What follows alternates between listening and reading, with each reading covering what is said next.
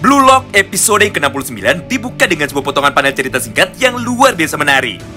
Karena pada chapter inilah akhirnya kita bisa melihat sama-sama mengenai jalannya pertempuran besar antara dua orang pemain mega bintang yang ada di dalam kedua tim, yaitu antara Noel Noah melawan CP.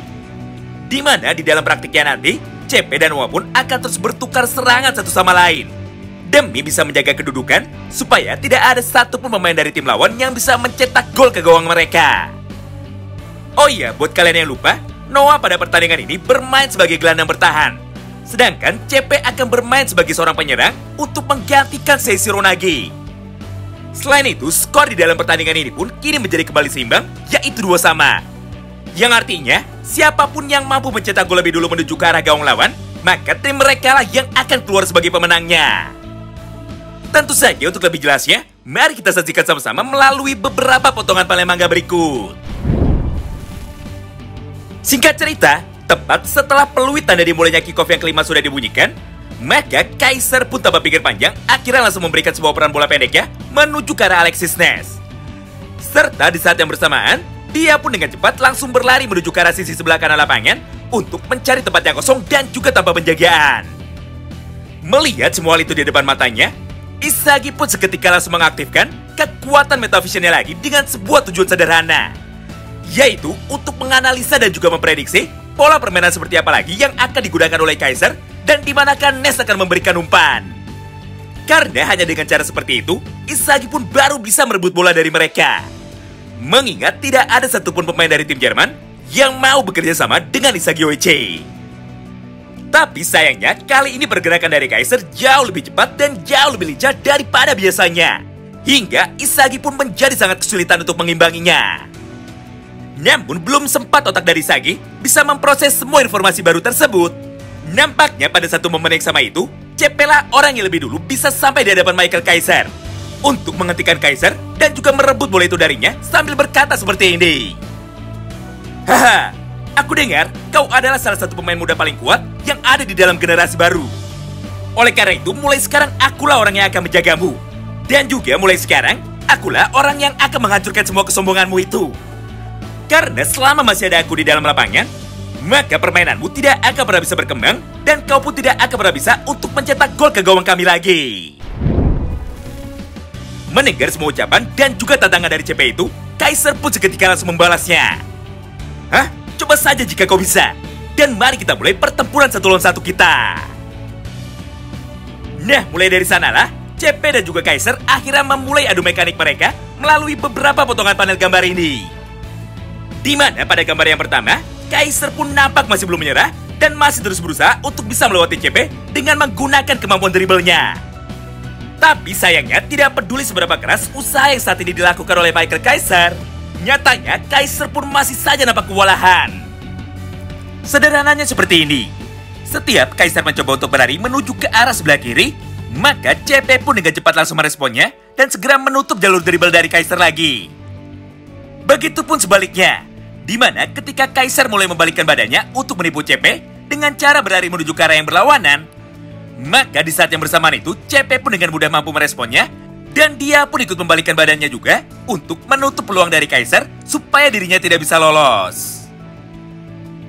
Menyaksikan semua hal itu di depan matanya, Isagi pun seketika langsung tersadar bahwa di dalam lapangan ini hampir tidak ada pemain yang mampu mengimbangi kehebatan dari mereka berdua.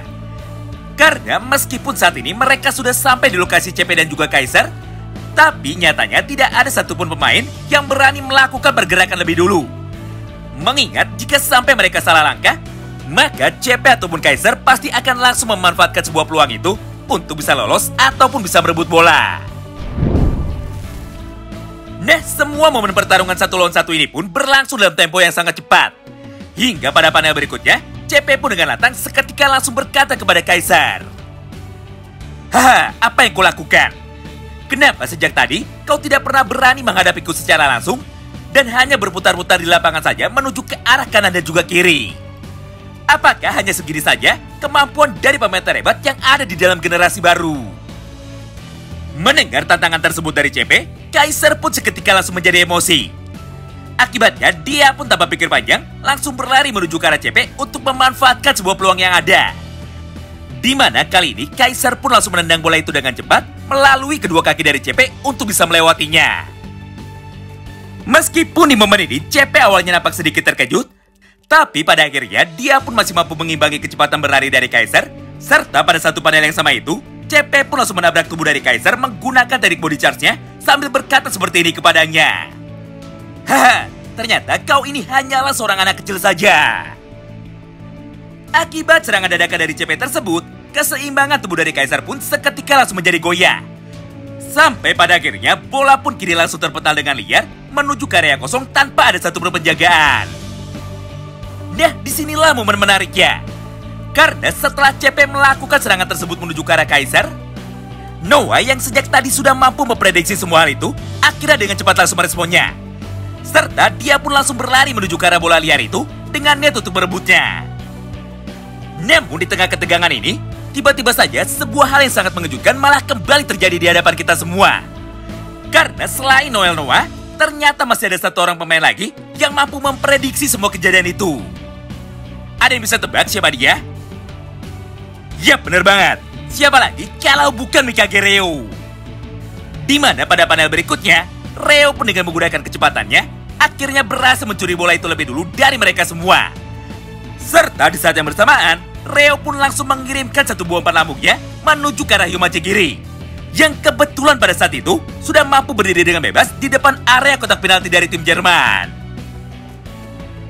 Nah, di momen itulah Isagi pun seketika kembali tersadar bahwa alasan Reo bisa bergerak lebih cepat, bahkan bisa mengalahkan Noah, adalah karena Reo telah berhasil meniru kemampuan Metavision yang dimiliki oleh Isagi. Yang artinya, jika di dalam pertandingan ini, Reo berhasil menguasai kemampuan Metavision juga, maka sudah jelas kemampuan dari Mikage Reo sebagai seorang playmaker akan menjadi semakin menakutkan. Sementara itu di sisi lain lapangan, kini proses serangan balik super cepat dari tim Inggris pun akhirnya langsung dimulai. Di mana tepat setelah bola operan dari Mikage Reo sudah mendarat dengan sempurna di kaki Chigiri, maka Chigiri pun tanpa pikir panjang langsung membawa lari bola itu sendirian menuju ke area kotak penalti dari tim Jerman. Disinilah puncak permainannya. Karena mulai dari sana, semua pemain inti dari kedua tim pun akhirnya langsung merespon dengan cepat pergerakan dari Chigiri itu. Serta di saat yang bersamaan, mereka pun seketika langsung berkumpul di depan area kotak penalti. Singkat cerita, walaupun di momen itu, Chigiri sudah berhasil melewati sebuah penjagaan ketat yang dilakukan oleh 2-3 orang pemain bertahan dari tim Jerman. Namun, tepat sebelum Chigiri memutuskan untuk menembak, tiba-tiba saja di hadapannya muncullah Yuki Miyakenyu yang datang dengan kecepatan penuhnya untuk menutup jalur tembakan dari Yomachigiri. Tidak hanya sampai di situ, karena pada satu panel yang sama ini, Kaiser pun ikut datang juga untuk membantu lini pertahanan mereka dengan cara menabrak tubuh dari Chigiri menggunakan teknik body charge-nya. Akibatnya, Chigiri pun mulai kehilangan keseimbangannya dan kesempatannya untuk bisa mencetak gol pun seketika langsung musnah. Tapi meskipun begitu, nampaknya Chigiri sama sekali tidak mau menyerah. Hingga pada panel berikutnya, dia pun langsung memutuskan untuk segera mengoper bola yang ada di kakinya menuju ke arah CP yang kebetulan pada saat itu sudah ada di belakangnya. Melihat semua hal tersebut di depan matanya, Noah pun tidak bisa tinggal diam saja.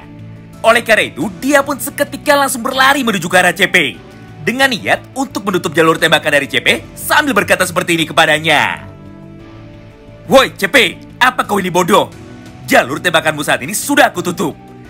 Jadi tidak peduli apapun yang kau lakukan, nyatanya kau tidak akan pernah bisa mencetak gol dari posisi ini. Mendengar semua ucapan itu dari Noah, CP pun langsung membalasnya. Haha, secara logika semua yang kau katakan itu adalah sebuah fakta. Namun bertarung melawanmu menggunakan logika adalah sebuah hal yang sangat bodoh. Oleh karena itu, selama beberapa bulan kebelakang, aku pun sudah melatih sebuah teknik khusus yang mungkin bisa aku gunakan untuk dapat mengalahkanmu. Jadi bersiaplah, karena akulah orang yang akan menciptakan sebuah gol kemenangan di dalam pertandingan kita. Nah, tepat setelah mengucapkan sebuah kalimat itu, CP pun tanpa pikir panjang, akhirnya langsung melesatkan satu buah tendangan spesialnya, yaitu tendangan drive shot atau tendangan elang. Di mana bola yang saat itu ditendang oleh CP akan menukik dengan sangat drastis dalam arah yang sangat tidak beraturan menuju ke arah gawang dari para pemain tim Jerman. Melihat tendangan tersebut, Gagamaru pun menjadi sangat kebingungan. Karena faktanya dirinya sama sekali tidak tahu kemana ke arah bola itu akan mendarat. Beruntungnya di tengah ketegangan ini, tiba-tiba saja dari arah depannya muncul Isagi Oji yang datang menggunakan kemampuan Metavision-nya. Serta di saat yang bersamaan itu, Isagi pun langsung berteriak dengan sangat kencang menuju ke arah Gagamaru. "Woi Gagamaru, amankanlah posisi kanan bawah dari gawang ini, karena aku akan melompat untuk mengamankan posisi atasnya." Nah, akibat semua prediksi sempurna dari Isagi Oji, maka di satu panel yang sama ini, bola pun berhasil ditendang dengan kencang oleh Isagi Oji untuk dibenturkan menuju ke arah tiang gawang. Lalu setelah bola itu terpental ke tanah, maka tugas dari Gagamaru lah untuk mengamankan bola itu dengan cara menepis lagi menuju ke arah yang berlawanan. Tidak hanya sampai di situ, karena pada momen terakhir ini, Isagi pun mulai berkata dengan lantang menuju ke arah CP dan juga semua pemain lain yang ada di dalam lapangan. "Dengar, aku sudah berhasil mengalahkanmu dan juga melahapmu. Jadi sekarang adalah waktunya bagiku untuk bisa melakukan serangan balik." Nah, itulah semua potongan alur cerita singkat dari manga Kuchibiru episode ke-59. Terima kasih banyak yang sudah simak video ini sampai habis dan salam baku hantam.